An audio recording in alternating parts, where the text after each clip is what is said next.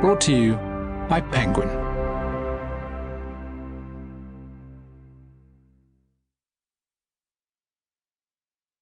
The Captain and the Enemy by Greene. Read by Kenneth Branagh.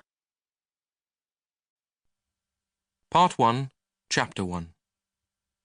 I am now in my 22nd year, and yet the only birthday which I can clearly distinguish among all the rest is my 12th, for it was on that damp and misty day in September I met the Captain for the first time.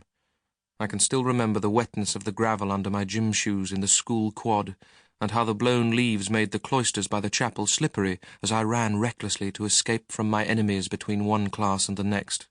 I slithered and came to an abrupt halt, while my pursuers went whistling away, because there in the middle of the quad stood our formidable headmaster, talking to a tall man in a bowler hat, a rare sight already at that date, so that he looked a little like an actor in costume, an impression not so far wrong, for I never saw him in a bowler hat again. He carried a walking-stick over his shoulder at the slope, like a soldier with a rifle. I had no idea who he might be, nor, of course, did I know how he had won me the previous night, or so he was to claim, in a backgammon game with my father. I slid so far that I landed on my knees at the two men's feet, and when I picked myself up the headmaster was glaring at me from under his heavy eyebrows. I heard him say, "I think this is the one you want, Baxter 3. Are you Baxter 3? "Yes, sir," I said. The man, whom I would never come to know by any more permanent name than the Captain, said, "What does 3 indicate?" "He is the youngest of 3 Baxters," the headmaster said, "but not one of them is related by blood." "That puts me in a bit of a quandary," the Captain said. "For which of them's the Baxter I want? The Christian name, unlikely as it may sound, is Victor Baxter. The names don't pair very well." "We have little occasion here for Christian names. Are you called Victor Baxter?" the headmaster inquired of me sharply. "Yes, sir," I said after some hesitation, for I was reluctant to admit to a name which I had tried unsuccessfully to conceal from my fellows. I knew very well that Victor, for some obscure reason, was one of the unacceptable names, like Vincent or Marmaduke. "Well, then, I suppose that this is the Baxter you want, sir. Your face needs washing, boy." The stern morality of the school prevented me from telling the headmaster that it had been quite clean until my enemies had splashed it with ink. I saw the Captain regarding me with brown, friendly, and what I came to learn later from hearsay, unreliable eyes. He had such deep black hair that it might well have been dyed, and a long, thin nose which reminded me of a pair of scissors left partly ajar, as though his nose was preparing to trim the military moustache just below it. I thought that he winked at me, but I could hardly believe it. In my experience, grown-ups did not wink, except at each other. "This gentleman is an old boy, Baxter," the headmaster said. "A contemporary of your father's, he tells me." "Yes, sir." "He has asked permission to take you out this afternoon.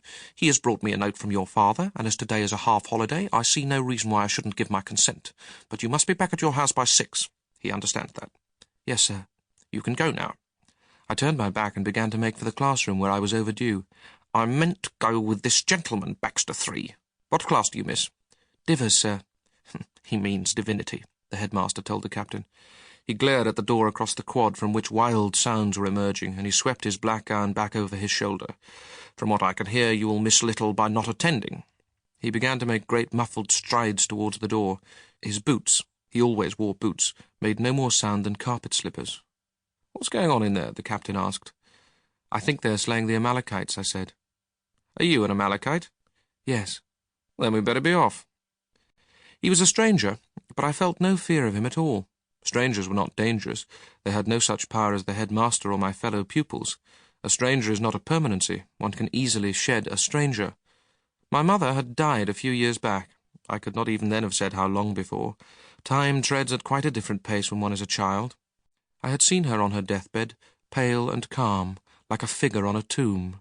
And when she hadn't responded to my formal kiss on her forehead, I realized with no great shock of grief that she had gone to join the angels. At that time, before I went to school, my only fear was of my father, who, according to what my mother told me, had long since attached himself to the opposing party, up there where she had gone. "Your father is a devil," she was very fond of telling me, and her eyes would lose their habitual boredom and light suddenly up for a moment like a gas cooker.